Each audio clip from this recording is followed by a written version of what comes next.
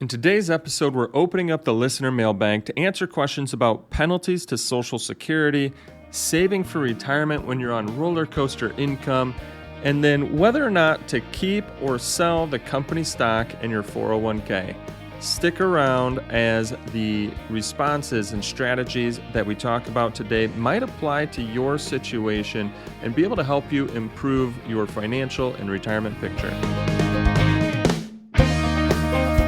Welcome to the Your Life, Your Money podcast with Scott Searens, teaching you how to thrive in life, wealth, and retirement.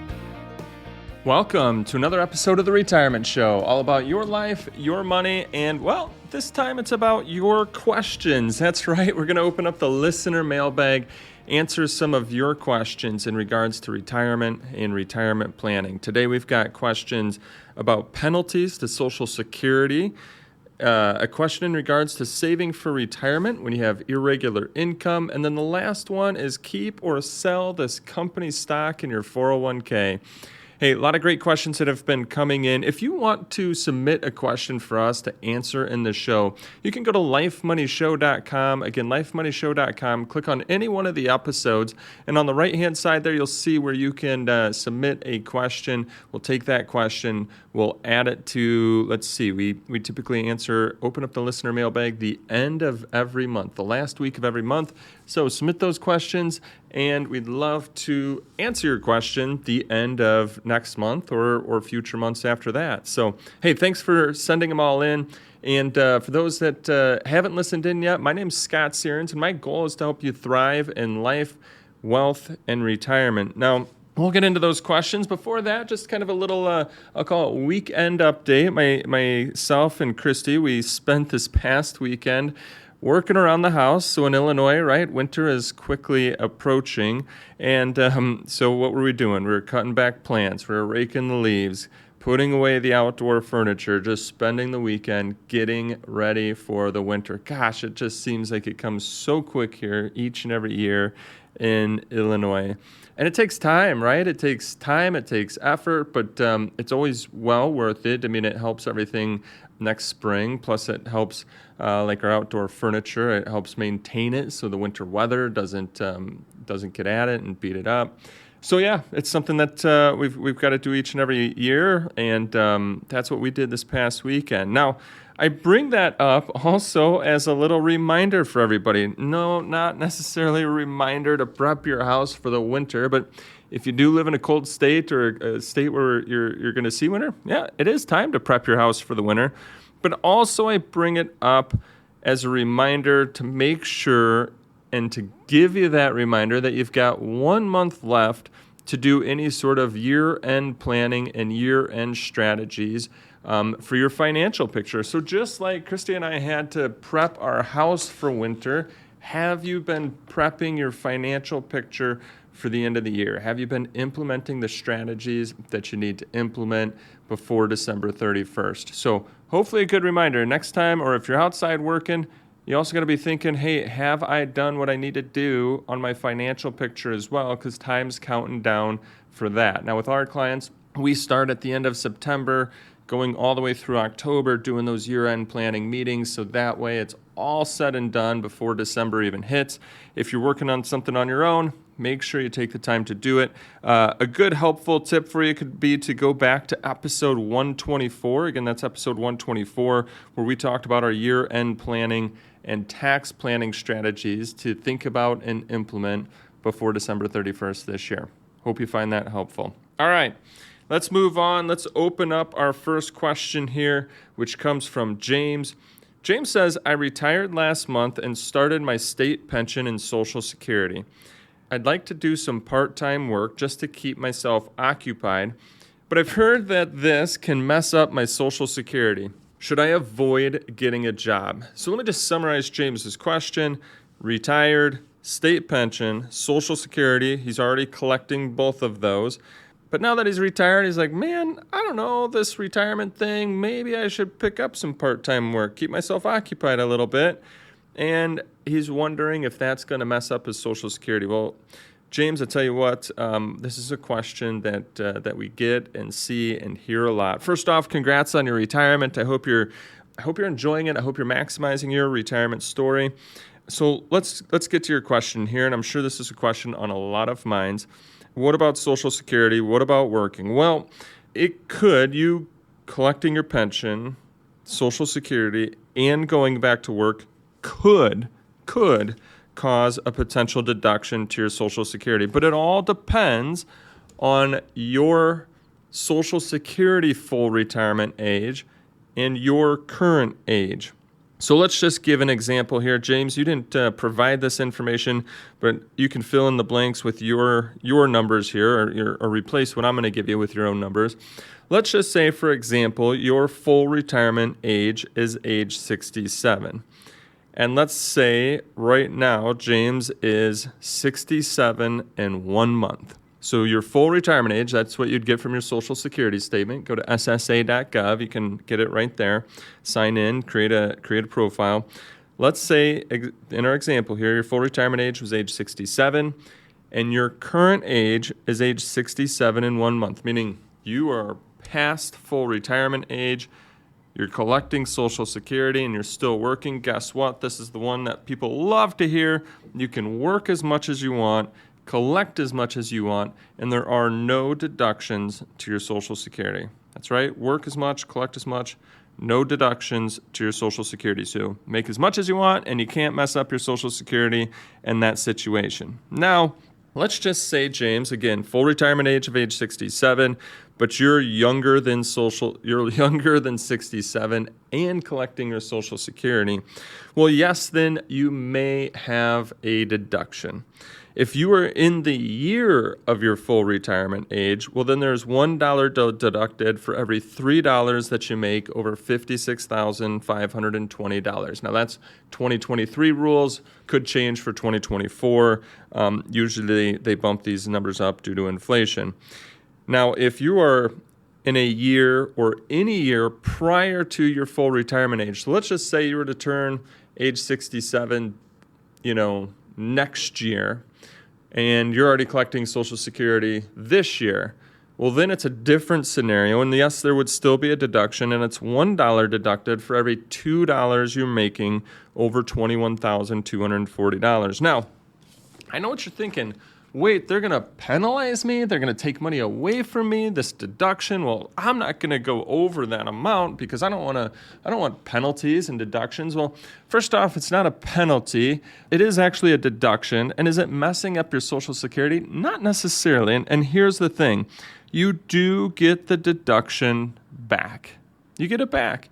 But when you get it back is when you hit your full retirement age. And then what they do is they basically divide that deduction over your lifetime. So they kind of have this lifetime calculation, and they say, okay, well, we've deducted, $5,000 from James's Social Security prior to his full retirement age. We're going to help give him that $5,000 back, but it's not going to come in one lump sum. It's going to come in incremental amounts throughout your retirement picture. James, I do have a full video that kind of draws this out. So if you're trying to figure out those timelines that I'm talking about right now in your mind, one thing I'd recommend to you is going to our YouTube channel. You can go to our YouTube channel, and once you're there, you can search for the video, Can I Work and Collect Social Security at the Same Time? Can I work and collect Social Security at the same time? Now, you can get to our YouTube channel by going to lifemoneyshow.com. Actually, you can just go there, search for it there. We've got all of our videos right there. If you go to YouTube, type in Sierens Financial Group. That's Sierens, Sierens Financial Group, and it'll get you right to that video there. So, James, hopefully I helped you out. It all depends on your full retirement age and your age. But just remember, it's not a penalty. If you do have that deduction, you will get it back. You're just going to get it back after your full retirement age and your lifetime. I know, James, that a lot of people probably had that same question on their mind, so thanks for asking it. All right, let's keep moving forward here. Our next one from Tony. Tony says, I just started a new job that has higher upside than my previous job, but a lower base salary. I'm counting on some big bonuses and commissions in my future, but my base salary is low enough that it would be hard to contribute to a 401k and still pay my bills. Is it okay just to use my commissions for retirement savings, even though those payments will be somewhat irregular? Well, Tony, first off, love that you're thinking about this. It doesn't mean that you're just kind of putting your retirement savings to the wayside. You know, I see a lot of times when people are making commissions or they run their own businesses or, you know, they're a 1099 contractor. Unfortunately, I see a lot of times, what do? They wait till the end of the year. They see what's left in the, in the bucket or the bank account, and then they decide to make the retirement savings then. Well, guess what? Most people, by that point in time, they've spent the money, so they don't have it for retirement savings. It's not sitting in their bank account. So the fact that you're thinking about it, doing it, when you get those bigger commission checks and when you get those bigger bonus checks, that's great. I mean, that's just awesome that you're thinking about it that way and doing it that way. Now, to answer your question, can you do it that way? Yes. But Tony, be aware it's going to take some work. It's just going to take some work. And here's why.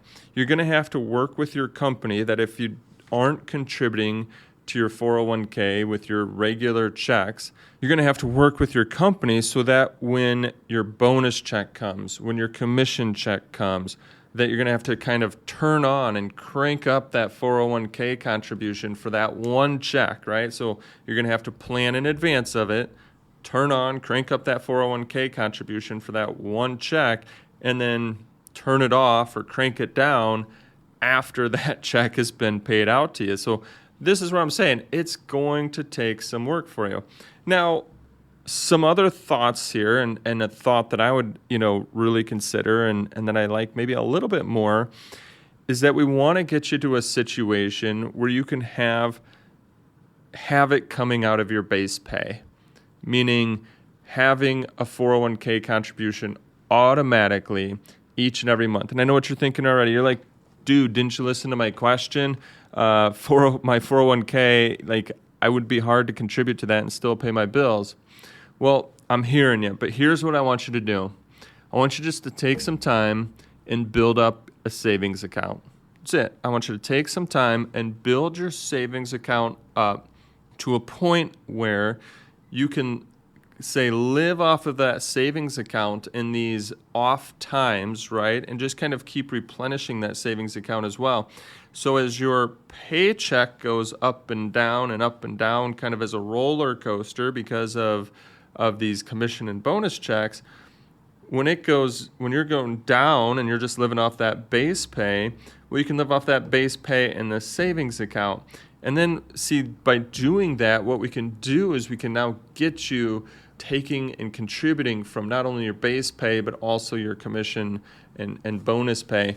The reason why I want you to try so hard to get to contributing from your base pay is because what if you forget to do the hard work of switching those 401k contributions around for your bonus or commission pay? And maybe your company makes it easy, and if so, well, great, but just remember to do it. But if they don't, and you're having to do all of the manual labor here, right?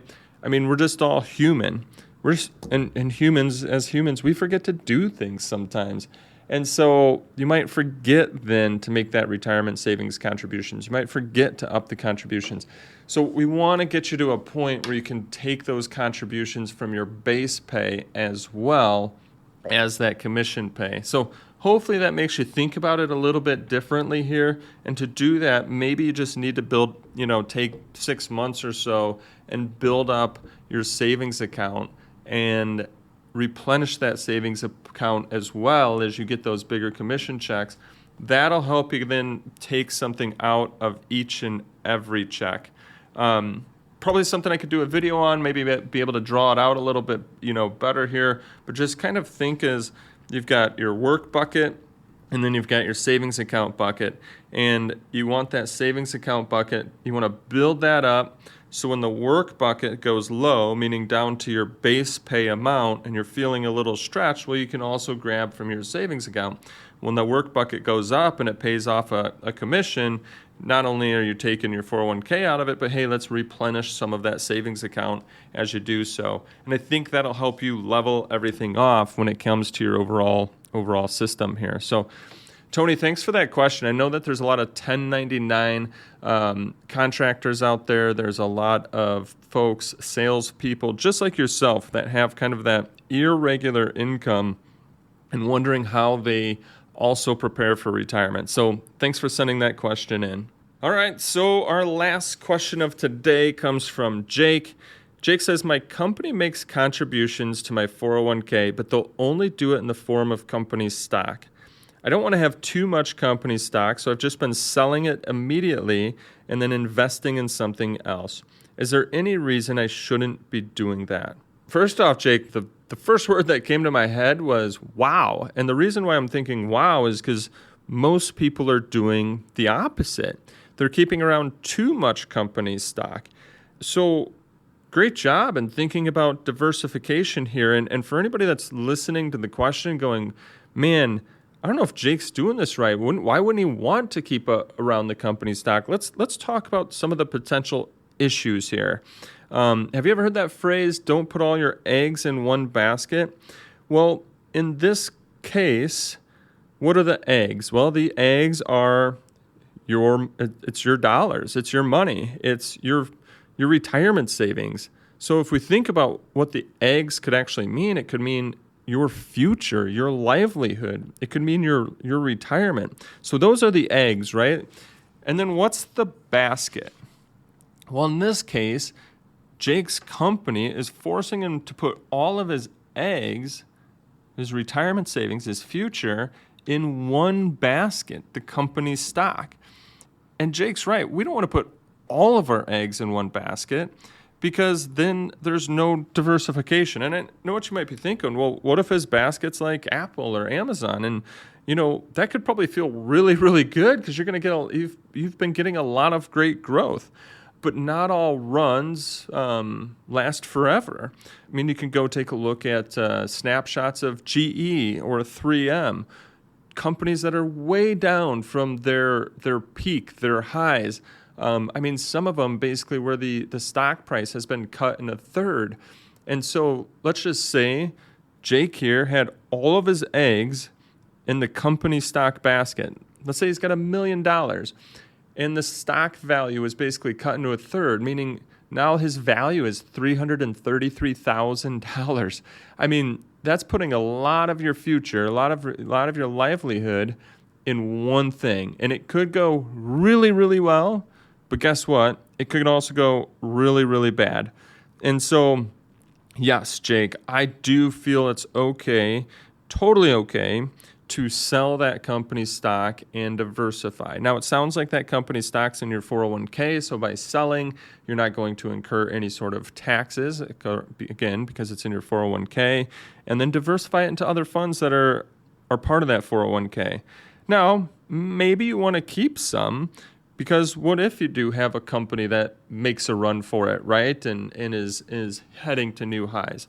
So maybe you want to keep some, but I'll say as a general rule, it's just good to keep the number or the percentage that you have at 10% of your total investments or below that percentage. So you want to say 10% or below, and that will help you from a diversification standpoint, right? Because if the run stops and it cuts like some of those companies that I mentioned, well, then you don't want to necessarily take a huge cut to your retirement savings and to your future and livelihood. One thing that I'd recommend, Jake, and for anybody else that's listening as well, I'd recommend I just created a video on this, provide you a little bit more detail, talk about some more of the issues. Also, it's going to help you identify how much is potentially too much company stock, and then what you should think about and do about it. Now, you can go to YouTube or go to lifemoneyshow.com. Actually, probably just go to lifemoneyshow.com. It's a lot easier. You'll find it right there, and then there's a search feature there, and the video is called, Is It Okay to Have a Lot of Company Stock in My 401k? Is it okay to have a lot of company stock in my 401k? So you can search company stock, search 401k. The video will come up. I hope that you find it to be of value and benefit, but it'll give you a little bit more detail on your question here. But to summarize, it's totally okay to sell that company stock, but it is also okay to keep some as well. We just don't want to see it become too big of a portion of your overall picture. So we want to try to keep it at 10% or below of your total investment value. Jake, Tony, James, thanks for sending in all of your questions here. Greatly appreciate it. Hopefully we've helped you, but hopefully we've helped a lot of others. So thank you for sending in your questions, because I'm certain that you're helping other people as we go along here. Hey, I look forward to our next episode together to continue to help you maximize your retirement story. Thanks, and have a great week. Insurance products are offered through the insurance business Sierens Financial Management, Inc. Sierens Financial Group, Inc. is an investment advisory practice that offers products and services through AE Wealth Management, LLC, AEWM, a registered investment advisor. AEWM does not offer insurance products. The insurance products offered by Sierens Financial Management, Inc. are not subject to investment advisor requirements. AEWM and Sierens Financial Group, Inc. are not affiliated companies. Investing involves risk, including the potential loss of principal. Any references to protection, safety, or lifetime income generally refer to fixed insurance products, never securities or investments. Insurance guarantees are backed by the financial strength and claims-paying abilities of the issuing carrier. This podcast is intended for informational purposes only. It is not intended to be used as a sole basis for financial decisions, nor should it be construed as advice designed to meet the particular needs of an individual situation. Please remember that converting an employer plan account to a Roth IRA is a taxable event. Increased taxable income from the Roth IRA conversion may have several consequences, including, but not limited to, a need for additional tax withholding or estimated tax payments, the loss of certain tax deductions and credits, and higher taxes on Social Security benefits and higher Medicare premiums. Be sure to consult with a qualified tax advisor before making any decisions regarding your IRA. Sierens Financial Group, Inc. is not permitted to offer, and no statement made during the show shall constitute tax or legal advice. Our firm is not affiliated with or endorsed by the U.S. government or any governmental agency. The information and opinions contained herein provided by third parties have been obtained from sources believed to be reliable, but accuracy and completeness cannot be guaranteed by Sierens Financial Group, Inc.